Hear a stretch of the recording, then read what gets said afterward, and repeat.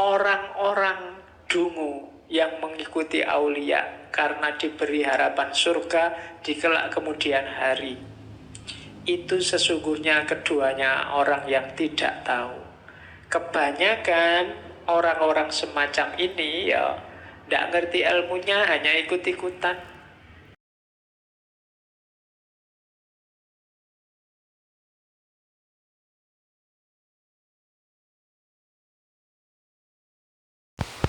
Assalamualaikum warahmatullahi wabarakatuh. Nah, kenapa sih kok syariah saja tidak cukup? Ini kalimat yang sering disalahpahami orang. Dianggapnya Syekh Siti Jenar itu tidak sholat. Iya, kalau dibaca cuma satu syair, satu bait, satu paragraf. Para wali itu hampir, kita kan bolak-balik ngaji beberapa wali, kan tidak ada satupun yang bilang bahwa syariat itu tidak butuh. Bahkan dalam 24 jam kehidupan mereka itu kan banyak kisah-kisah mereka bolak-balik sholat, puasa tidak berhenti-berhenti, malam tidak pernah tidur. Itu ngalang-ngalai kita jauh. Kita sih sibuk sholat zuhur, sholat asar, paling cuma 5 waktu itu. Para wali itu sudah hobinya itu, tidak butuh diperintah-perintah lagi. Puasa tiap hari, zakat bahkan semua hartanya dikasih kalau ada yang minta. Ada yang jadi raja terus kerajaannya dikasih, ada yang kaya raya semua hartanya dikasih. Itu para wali. Jadi nggak usah dicek mereka sholat enggak ya, zakat enggak ya, puasa enggak ya. Oh, itu sudah hobinya. Jadi nggak usah dipertanyakan. Syariat itu kalau ya kayak kritiknya Siti Jenar tadi loh. Banyak ulama, banyak santri yang berhenti di syariat. Berhenti itu padahal tidak cukup itu sebenarnya. Jadi maka para wali jarang fokus di syariat. Kenapa? Syariat itu cuma terminal awal yang harus dilampaui. Makanya mereka fokusnya pada beyond syariat tadi. Makanya yang bercita-cita jadi wali, jangan, kenapa kok pengen jadi wali? Enak pak, kelihatannya tidak sholat, tidak puasa, tidak. Coba dibaca kisah para wali itu. Justru mereka suka sekali melakukan apapun yang membuat Allah berkenan, yang semakin membuat mereka dekat sama Allah. Ada yang sehari semalam sholatnya bisa ratusan ribuan rakaat. Kalau contohnya minggu lalu Syekh Abdul Qadir Jailani. Syekh Abdul Qadir Jailani itu kelihatan tidak ada tidurnya. Kalau habis subuh dia ngajar. Nanti sholat zuhur, habis zuhur dia buka praktek dalam arti menerima tamu-tamu yang biasanya minta fatwa tentang hukum, karena Syekh Abdul Qadir Jailani kan ahli fikih juga. Nanti habis asar sedekah, wajib itu. Habis asar apa yang dia punya diserahkan pada fakir miskin sebagian. Nanti maghrib makan. Kenapa? Karena buka puasa. Jadi maghrib makan, dan cirinya tidak pernah mau makan sendirian, mesti nyari teman. Bedanya kita kalau mau makan enak sembunyi-sembunyi. Kecuali tidak punya duit buat ke warung baru nyari teman.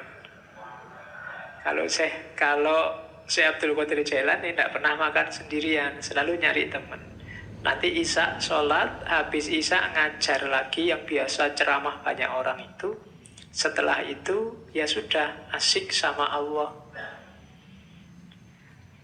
Yang diceritakan si Abdul Qadir Jailani ya kebiasaannya satu malam khatam Al-Quran sekali. Dan sering-sering wudunya sholat isya itu belum batal sampai sholat subuh. Itu Syekh Abdul Qadir Jailani. Kalau kita kan juga sering begitu, cuma subuhnya jam 4:15, terus isaknya jam 4 pas.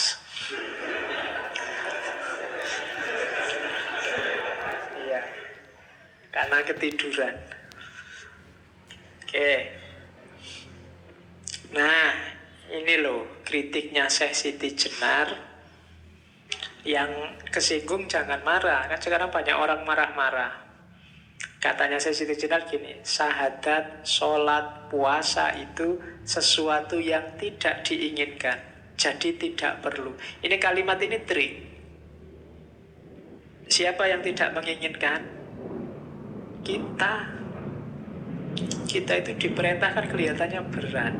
Kalau ada bonus seneng, ya kan? Ini boleh dijamak ya Pak, boleh dikosor, boleh Pak, lumayan. Itu kan alamat masih beban luar biasa. Lagi enak-enak nongkrong, adzan, aduh lagi asik ngobrol, adzan. Ya kan, kayak beban luar biasa. Lagi asik, sebentar ya, sholat dulu ya. Pokoknya sholat itu kayak beban luar biasa. Nanti sholatnya di mana ya, susah sekali. Selalu ribut dengan sholat, itu menunjukkan sholatnya masih beban, bukan kegembiraan. Jadi sholat diakui atau tidak, jangan-jangan tidak kita inginkan. Puasa kan juga begitu. Seandainya hari ini turun ayat Ramadan itu boleh puasa dan boleh nggak puasa, insya Allah kita tidak akan 30 hari puasa. Sesuatu yang tidak inginkan. Dan sesuatu yang tidak kita inginkan itu berarti kita tidak rela, tidak ikhlas. Jadi tidak perlu. Banyak loh ayat yang bunyinya begini. Kamin so'imin, berapa banyak orang puasa yang hanya dapat ju'wal atos. Dia nggak dapat apa-apa, cuma dapat lapar dan haus saja. Itu bahasa Siti Jenar. Jadi tidak perlu ngapain lapar-lapar nggak dapat apa-apa.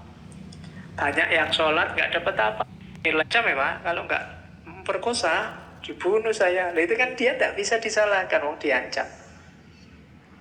Terpaksa, ya terpaksa Pak, gimana lagi. Oke. Yang kedua, adapun zakat, naik haji ke Mekah itu palsu semua. Nah, kenapa yang zakat dan haji disebut palsu? Karena seringkali jadi media untuk pamer. Itu kan, haji itu kan kadang-kadang jadi media pamer yang luar biasa. Sudah haji Pak? Sudah. Wah bagus, sudah haji. Ada hanya itu kan beda sudah. Di depan, ya kan? Siapa? Waduh, luar biasa. Makanya besok kalau punya anak kasih nama Haji dulu di depannya. Biar aman dia, sudah haji duluan.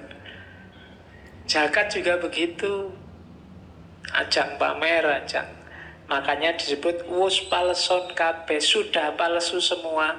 Sudah palsu itu berarti dulunya nggak palsu, sekarang kita yang bikin dia kayak palsu. Sama, akhirnya nggak ada nilainya. Itu seluruhnya kedurjanaan budi, penipuan terhadap sesama manusia. Kenapa yang ditipu sesama manusia? Ya Allah tidak mungkin ketipu. Yang ketipu kan manusia. Wah ini orang dermawan loh, ini sudah haji mesti karakternya baik. Oh ini rajin ke masjid loh, mesti orang baik. Yang ketipu manusia. Dan orang yang menipu manusia itu durjana budinya. Akhlaknya rusak.